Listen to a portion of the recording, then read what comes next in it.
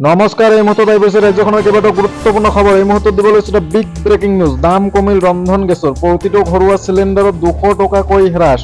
উজ্জ্বলা আঁচনিৰ চিলিণ্ডাৰত 400 টকা হ্ৰাস। এই বৃহৎ সিদ্ধান্ত লৈছে কেন্দ্ৰীয় চৰকাৰে। পৰৱৰ্তী খবৰটি হৈছে, এতিয়ালৈকে ইণ্ডিয়াৰ 2খন সভাহে হৈছে।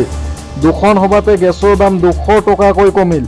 এয়াই ইণ্ডিয়াৰ দম। পশ্চিমবংগৰ মুখ্যমন্ত্ৰী মমতা বেনাৰ্জীয়ে এনেধৰণে মন্তব্য কৰিছে, এতিয়ালৈকে ইণ্ডিয়াৰ 2খন সভাহে হৈছে, 2খন সভাতে গেছৰ দাম 200 টকাকৈ কমিল। পৰৱৰ্তী খবৰটি হৈছে, পীযুষ হাজৰিকাই এইবাৰ লুৰিণজ্যোতি গগৈক লৈ ভৱিষ্যতবাণী কৰিছে। লুৰিণজ্যোতি গগৈৰ ৰাজনৈতিক ভৱিষ্যত ভাল নহয়। পীযুষ হাজৰিকাই এনেদৰে মন্তব্য কৰিছে, লুৰিণজ্যোতি গগৈৰ ৰাজনৈতিক ভৱিষ্যত ভাল নহয়, মন্ত্ৰী পীযুষ হাজৰিকাৰ মন্তব্য। পৰৱৰ্তী খবৰটি হৈছে, জুবিন দা অসমৰ বাবে বহুত ডাঙৰ সম্পদ, জুবিন দাক লৈ ৰাজনীতি কৰাৰ কোনো প্ৰয়োজনীয়তা নাই। আঙুলতাত ডেকাই এইবাৰ এনেধৰণে মন্তব্য কৰিছে, জুবিন দা অসমৰ বাবে বহুত ডাঙৰ সম্পদ, জুবিন দাক লৈ ৰাজনীতি কৰাৰ কোনো প্ৰয়োজন নাই বুলি মন্তব্য কৰিছে। পৰৱৰ্তী খবৰটি হৈছে, বাজপেয়ী ভৱনত সন্ধিয়া 7 বজাৰ পাছত মহিলাৰ প্ৰৱেশ নিষিদ্ধ হোৱা নাই, বিজেপিৰ স্পষ্টীকৰণ।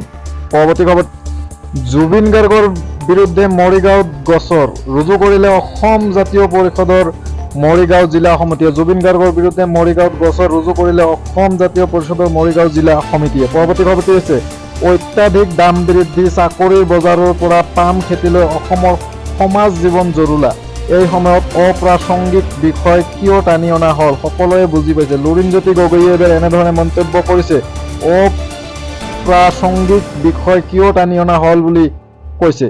পৰৱৰ্তী খবৰটি হৈছে, অসমত কি যে নঘটে, বিজেপি ত্যাগ কৰি কংগ্ৰেছ দলত যোগদানৰ 48 ঘণ্টা নহওঁতে পুনৰ বিজেপিলৈ উভতিল তিতাবৰৰ পৌৰসভাৰ প্ৰাক্তন সভাপতি ৰাজীৱ দত্ত। এই মুহূৰ্তৰ বিগ ব্ৰেকিং নিউজ, বিজেপি ত্যাগ কৰি আকৌ বিজেপিতে যোগদান। পৰৱৰ্তী খবৰটি হৈছে, পাকিস্তানৰ বিৰুদ্ধে নেখেলে KL ৰাহুলে, এছিয়া কাপৰ প্ৰথমখন মেচত দেখা নাযাব ভাৰতীয় বেটাৰজনক।